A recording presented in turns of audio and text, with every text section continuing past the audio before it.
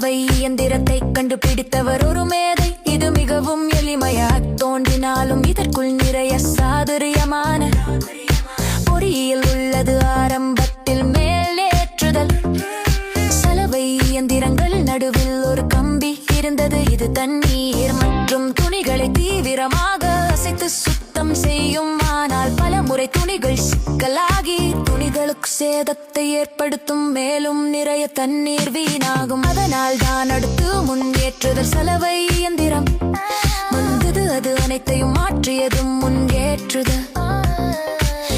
தினம் கிடைமட்டமாக இருக்கும். மேலும் ஒரு முன்னேற்றுதல் சலவை இயந்திரத்தில் 2 ட்ரம்ஸ் உள்ளன.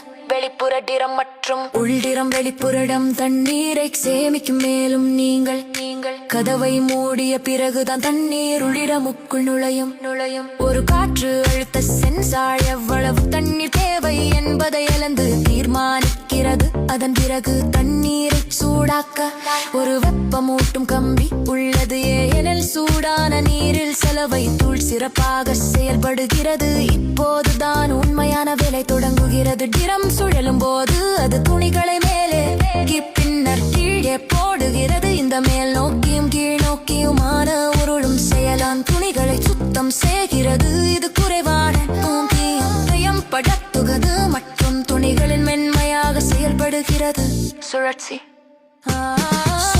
முடிந்ததும் ஒரு வடிகால் பம்ப் அழுக்கு நீரை வெளியேற்றுகிறது.